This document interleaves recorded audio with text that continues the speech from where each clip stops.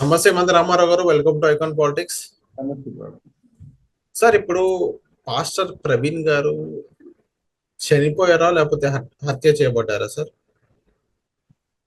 అంటే ఆ ప్రవీణ్ గారు చనిపోయారా, హత్య చేయబడ్డారంటే హత్య చేస్తే చనిపోయారు, అంతే కదా. ఇక్కడ ఈ ప్రవీణ్ పాస్టర్ మీద చాలా ఆరోపణలు ఉన్నాయి, ఒక్కొక్కటి బయటకు వస్తుంది. అనుమానాలు కూడా ఉన్నాయి అని విన్నాం మనం కూడా. అదే ఆరోపణలు ఉన్నాయంటే అదే ఆయన కొంత కొన్ని రకాలుగా ఆయన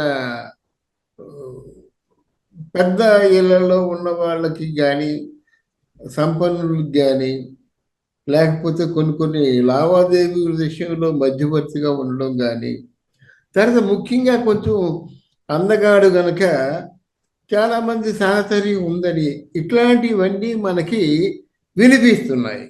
ఎవరు ఇన్వెస్టిగేషన్లో ఆయన మీద చాలా ఆరోపణలు ఉన్నాయి, చాలా నిందలు ఉన్నాయి.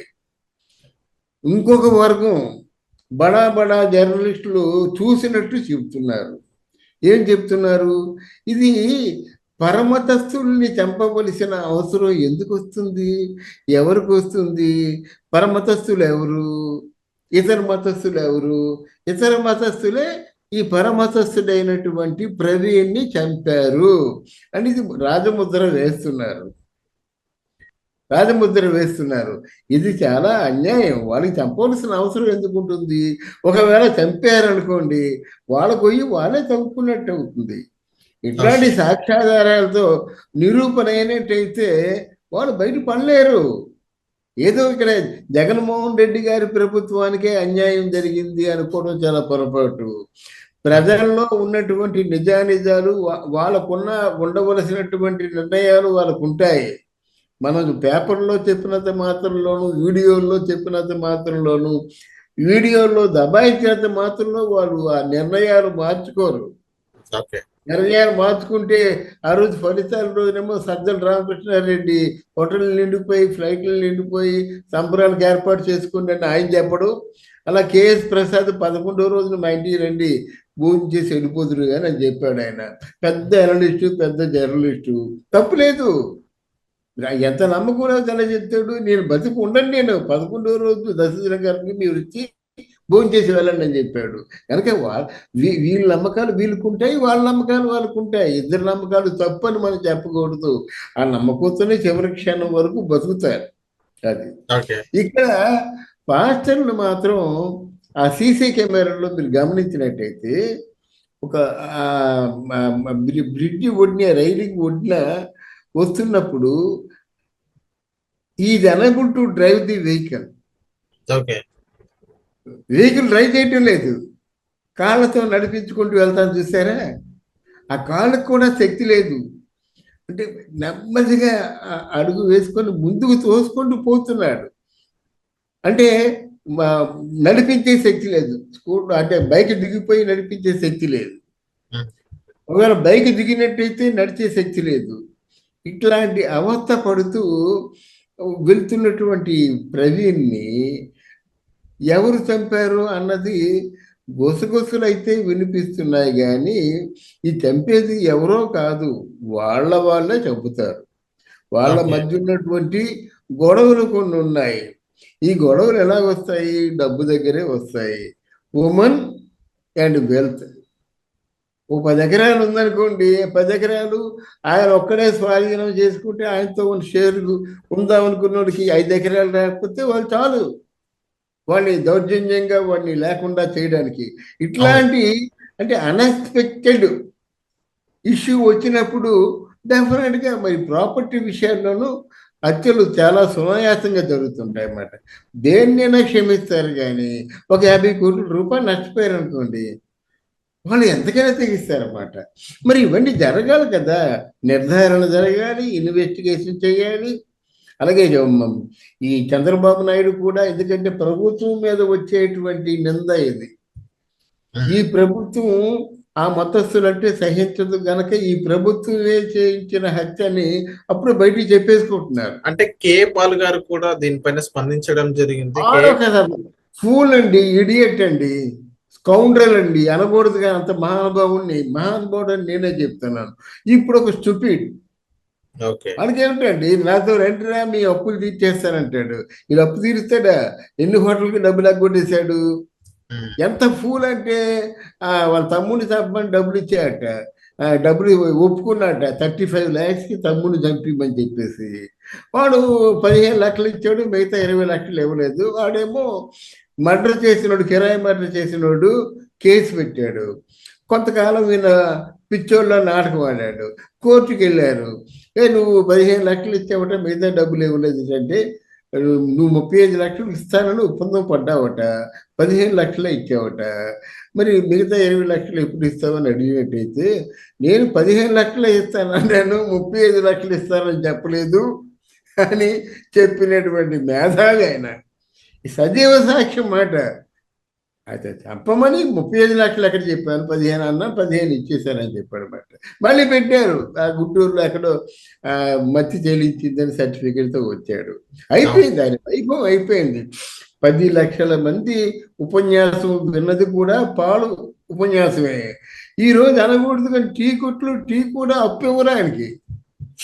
కనుక ఎవరికో అవసరమైనట్టే అయితే, అవసరం అయితే ఆయన మాటలు కావాలి. కానీ పోలీసులు కొట్టారండి తెలంగాణలో.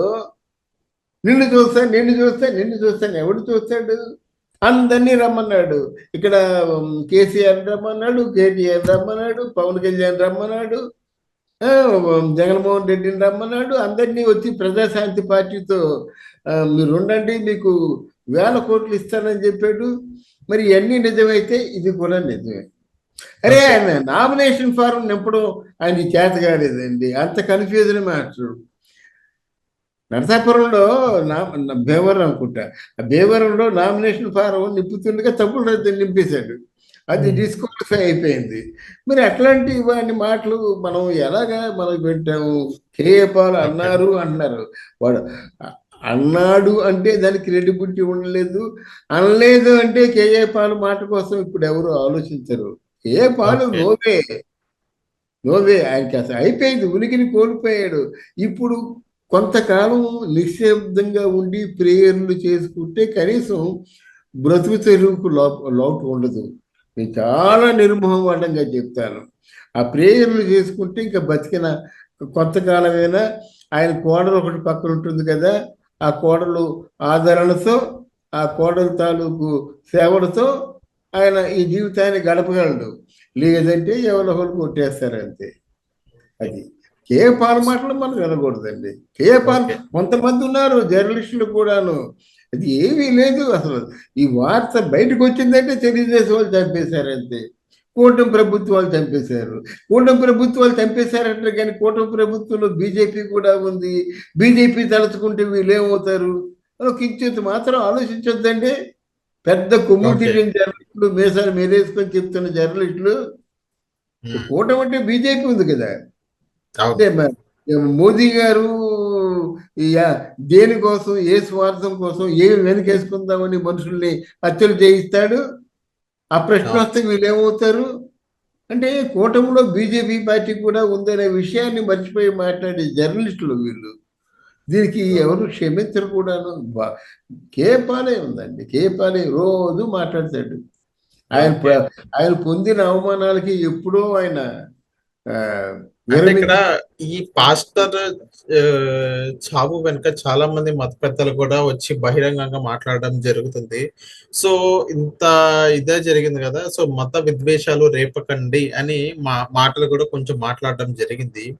సో కేఏ పాల్ గారు మాట పక్కన పెట్టినట్లయితే మత విద్వేషాలు రేపుతున్నారు, పాస్టర్ చావుకి కారణం ఎవరో తెలీదు, కాకపోతే మత విద్వేషాలు అనేది రేగుతున్నాయని వింటున్నారు. దానిపైన మీరేమంటారు సార్?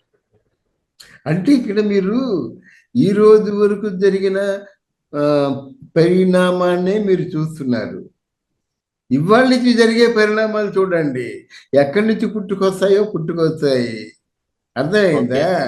ఈ రోజు వరకు జరిగిన పరిణామాలు ఎలా ఉన్నాయంటే, కేవలం అన్య మతస్థుల మీద ఉన్న అహంకారంతో, నియంతృత్వంతో, దౌర్జన్యంతో చంపేశారంటారు. తర్వాత ఎవరు చెప్పారో సాక్ష్యాధారాలతో కూడా రుజువు అవుతాయి. తొందరపడడం దేనికి? ఓకే. తొందరపరిచింది అవ్వదు కదా, సాక్ష్యాధారాలతో రుజువు అవుతాయి. సార్ ఇక్కడ సీసీటీవీ ఫుటేజ్ కూడా రాలేదు. సో ఇక్కడ వ్యవస్థని కూడా మేనేజ్ చేస్తున్న పరిస్థితి మనం చూస్తున్నామంటారా? డెఫినెట్ గా అండి, చాలా మంచి ఓకే. ప్రశ్న అడిగారు. వ్యవస్థని మేనేజ్ అయిపోతే ఇన్ని ఆమ్, అన్యాయాలు, ఇంత ఏ మారణకాండ ఎందుకండి జరుగుతుంది? మనుషులు ప్రాణాలు చాలా తేలికైపోయాయండి. ఎంత తేలికైపోయినాయంటే మామూలుగా ఒక అనకూడదు కానీ కాగితం చింపినట్టుగా చింపేస్తున్నారు జీవితాల్ని చిత్తు కాగితాలు చింపినట్టు చింపేస్తున్నారండి. వ్యవస్థని మేనేజ్ అయిపోతే అలా జరుగుతుందా? ఓకే. అందరూ అనుకుంటున్నారు కదా, ఎవరినైనా చంపేశారా, చంపేస్తే తప్పించుకోవచ్చు. ఇప్పుడు చంపిన వాళ్ళందరూ తప్పించుకుంటున్నారు కదా, తప్పించుకోలేదా అని ఎదురు ప్రశ్న వేస్తున్నారు ప్రజలు. కనుక వ్యవస్థను మేనేజ్ చేయకపోతే ఎందుకుంటుంది? మరి అలాగని మరి ఇది ప్రభుత్వం ఫ్రాడా అంటే వాళ్ళు ఆలోచించుకోవాలి. మన ప్రభుత్వం వరకు నిజాయితీగా పని చేయగలుగుతుంది, వాళ్ళు కూడా దుఃఖపడిన సందర్భాలు ఉన్నాయి. ఏమిరా మంచి చేయలేకపోతున్నాం ప్రజలకి అని చెప్పేసి. ఈ అధికారం ఉన్నది, యంత్రాంగం అన్నది ఒకరి చేతిలో ఉండదు, 10 మంది కలిపి చేసేటువంటి ఈ ఒక సమిష్టి ప్రక్షాళనం జరగాలి. సమిష్టి అందరూ ప్రక్షాళనం చేయాలి. లేకపోతే బోరుగడ్డ అల్లుడికేమో బిర్యానీలు ఎందుకు వస్తాయి, వీడియోలు ఎందుకు వస్తాయి, ఫోన్ ఫెసిలిటీ ఎందుకు ఉంటుంది? ఏమి చెప్పండి. మరి వ్యవస్థని మేనేజ్ చేస్తున్నారు. ఇంతవరకు ఈయన అవినాష్ రెడ్డి ఎంతవరకు ఆయన కేసు తేలక ముందే ఎంపీగా ఎలా నెగ్గేస్తాడు? ఇవన్నీ మరి వ్యవస్థని మేనేజ్ అయిపోతే ఎత్తిపోతారు కదండి. ఎవరో పేదవాడి మీద ఏదో అపఖ్యాతి వచ్చిందండి, అపనింద వచ్చిందండి, అర్ధరాత్రి పడుకున్న వాడిని ఎత్తుకుని వెళ్ళిపోతారు. అంతెందుకు చంద్రబాబు నేను ఎత్తుకుపోయారు కదండి కర్నూలులో. అవును. తెల్లారి ఒక 14 ఏళ్ళు ముఖ్యమంత్రిగా రాజకీయాల్లో ఉన్నవాడిని చీకటి పడుతుండగానే లేపి ఎత్తుకుపోయారు కదా. అవును.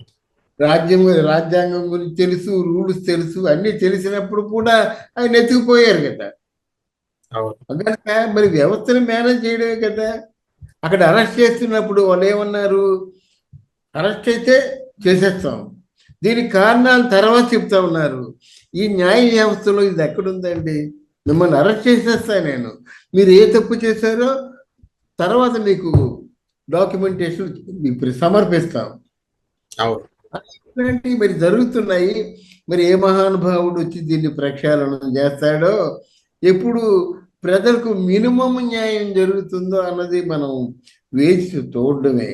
ఈ జర్నలిస్టులు అనేవారు కూడా అది మనకు ఒక పార్టీకి అమ్ముడు పోకుండా ప్రజలు ఏమనుకుంటున్నారు, ప్రజలకి ఏం కావాలి, ప్రజలకి మీరు ఏమి న్యాయం చేయగలుగుతారో చేయాలి, అంతే. అంతే కదా. మీ మాట మీద సమాజాన్ని ఉద్ధరిస్తాం అనుకోవడం చాలా పొరపాటు. మనం ఎలా ఉండాలంటే, ఇప్పుడు కత్తి కంటే పదునైంది కలం అన్నారు. కత్తి కంటే పదునైనది కలం అని ఎవరన్నారు? నెపోలియన్ అన్నారు. మరి ఆ పదును ఎక్కడికి వెళ్ళిపోయింది ఈరోజు? కత్తి కంటే కాకపోయినా సరే ఒక ఆయుధంగానైనా ఉపయోగించుకోవాలి కదా. పదును లేని ఆయుధంతో కూడా కొట్టచ్చు, అవును, దెబ్బ తగులుతుంది, ప్రాణాలు పోకపోవచ్చు, కానీ ఒక షాక్ని ఇవ్వచ్చు. ఆ షాక్ని ఇవ్వాల్సిన బాధ్యత జర్నలిస్టుల మీద ఉండదు. Okay. So thank you sir, మా పాలిటిక్స్ వచ్చినందుకు. థ్యాంక్ యూ అమ్మా.